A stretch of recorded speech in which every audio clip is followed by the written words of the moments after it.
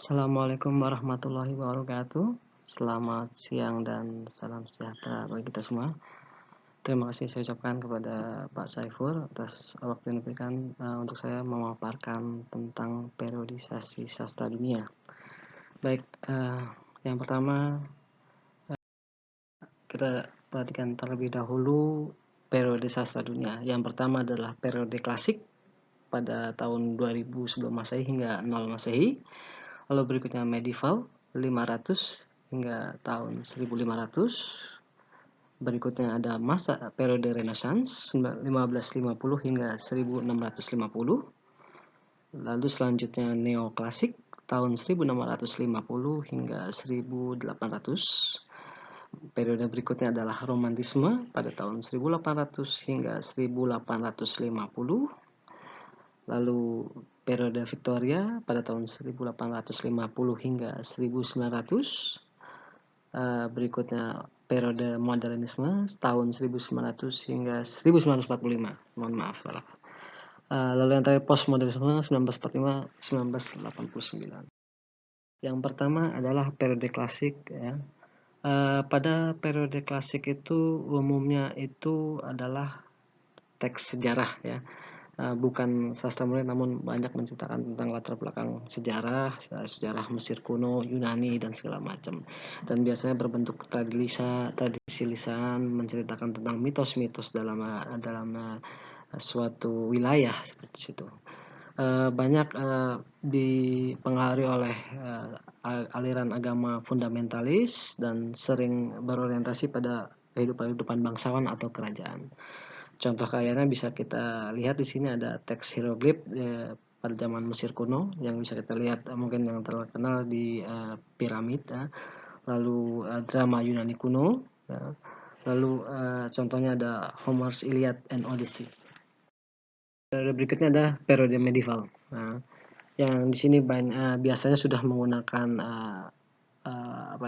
teks Latin ya, karena banyak diciptakan oleh pendeta atau biarawan yang pada saat itu menggunakan bahasa Latin. Jadi banyak terpengaruh dari para pendeta dan biarawan. Karena itu banyak sekali menceritakan tentang moralitas dalam agama Kristen. Dan itu banyak yang disebut chivalry code atau kode keksatriaan, kan banyak sekali menceritakan tentang kegagahan para kesatria dalam waktu perang seperti itu. Contoh-contoh karyanya adalah Beowulf, lalu The Canterbury Tales.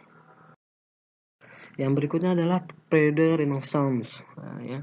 Ini adalah reborn atau kelahiran kembali dari periode klasik ya, yang sebelumnya sudah saya jelaskan. Di sini bagaimana para penulis itu memiliki kebebasan berekspresi, pencarian manusia akan makna akan hidup ini akan seperti apa. Lalu juga banyak dipengaruhi oleh Aristoteles ya, pemikiran Aristoteles, dan pada saat Renaissance ini inilah saat kelahiran novel modern.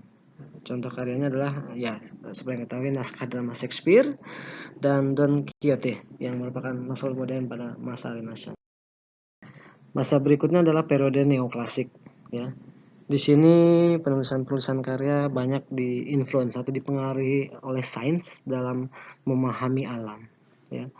Lebih cenderung ke pemahaman teori struktural di mana lebih mementingkan aturan, lalu memikiri struktur, lalu bagaimana keteraturan itu. Lalu di sini juga karya-karya banyak melakukan eksplorasi lebih mendalam. Lalu ini juga bertepatan dengan revolusi Inggris ya, revolusi Inggris, tapi tidak akan sejauh itu saya jelaskan.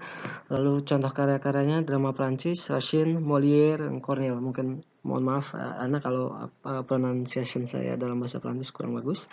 Lalu Gulliver's Travels. Periode berikutnya adalah romantisme. Ya, karya-karya pada saat ini masih berseluk-beluk tentang misteri alam ya, kematian. Itu juga bagaimana alam dijelaskan, bagaimana keindahan alam dieksplorasi. Lalu banyak juga menceritakan emosi dan pengalaman pribadi dari penulis itu sendiri. Dia mengalami perjalanan spiritual, emosional dan segala macam. tidak lama setelah itu juga akan berkembang menjadi yang disebut periode gotik. Namun saya tidak menjelaskan periode gotik sini. Periode gotik adalah seperti cerita-cerita yang bernuansa gotik, horor seperti itu. Contoh karyanya adalah Pride and Prejudice, Nature, dan Wuthering Heights. Lalu periode Victoria. Ini terjadi pada masa kejayaan Ratu Victoria di Inggris. Jadi banyak seputar tentang kerajaan-kerajaan di Inggris, menceritakan tentang paham realisme, dan di situ banyak sekali bagaimana menceritakan revolusi industri di Inggris mempengaruhi kehidupan di Inggris dengan karya-karyanya. Juga banyak menceritakan tentang kebangsaan Inggris seperti itu. Contoh yang sangat mungkin sangat familiar di telinga rekan-rekan adalah karya Charles Dickens, yaitu Oliver Twist, Great Expectation. Lalu ada Mary Barton.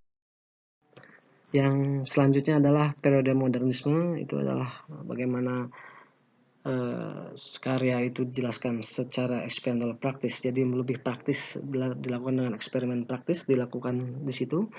Lalu di sini banyak menceritakan tentang empowering human, pemberdayaan manusia, bagaimana manusia itu dieksplor itu di masa modernisme. Di situ ada nihilisme juga pahamnya.